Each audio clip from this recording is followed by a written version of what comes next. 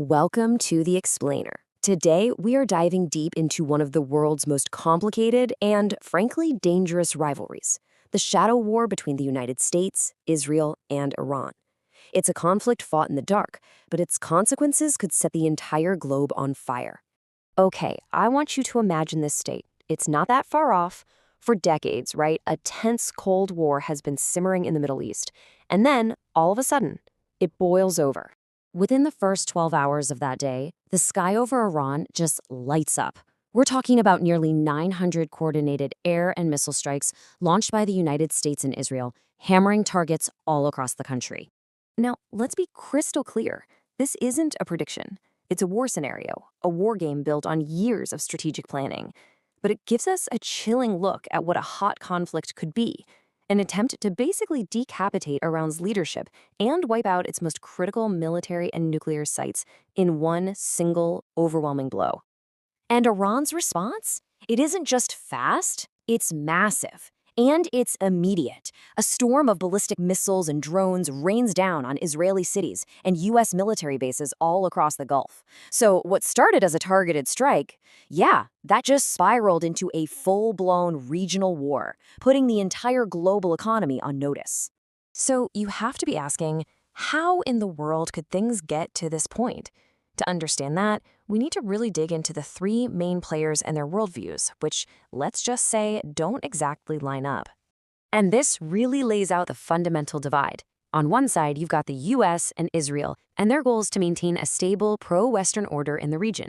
But on the other side, you have Iran's Islamic Republic, and its whole mission is to export its revolution and build what it calls an axis of resistance against that Western influence. They don't just see each other as rivals, they see each other as a fundamental threat to their very existence.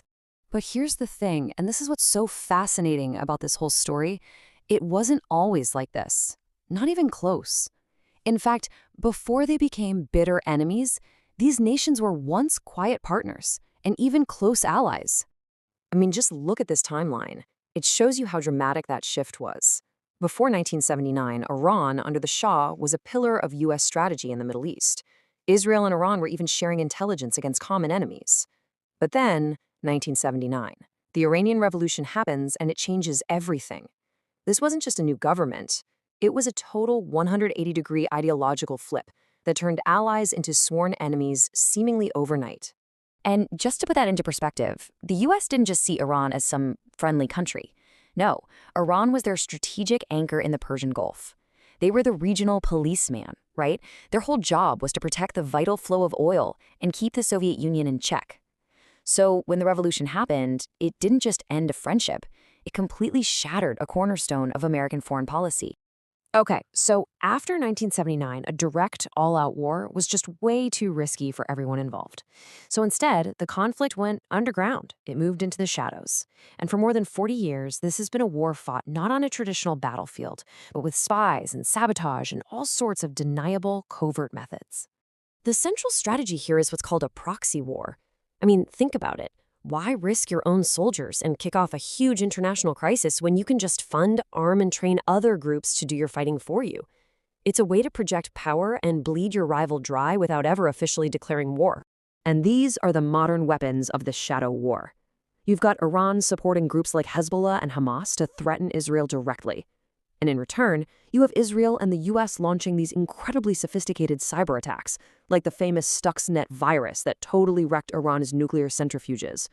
Plus, there's sabotage, targeted assassinations of key scientists and commanders, all while the high-stakes standoff over Iran's nuclear program hangs over absolutely everything. So, okay, it's a complex regional rivalry on the other side of the world. Why should you care?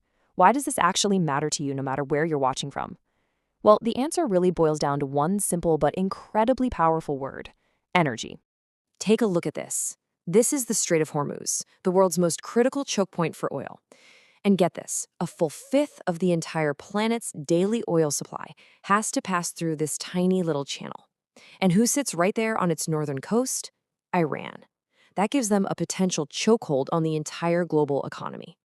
So if a conflict disrupts or even closes the Strait of Hormuz, the economic shockwave would be immediate, and it would be catastrophic. We're not talking about oil prices just going up a little bit. We are talking about them skyrocketing, potentially doubling overnight. And that kicks off a chain reaction, a real domino effect. It starts in the Gulf, sure, but it absolutely does not end there. Higher energy costs mean higher shipping costs, which means everything from your groceries to your electronics gets more expensive. This can trigger serious inflation and could even tip the global economy into recession. That's the straight line from a conflict in the Middle East right to your wallet. Which brings us to the final and most critical question. This shadow war is constantly threatening to break out into the open, with the stability of the entire world economy hanging in the balance. So, after more than 40 years of hostility, deep-seated mistrust, and escalating attacks, is there really a diplomatic path forward? Or is a future like the one we imagine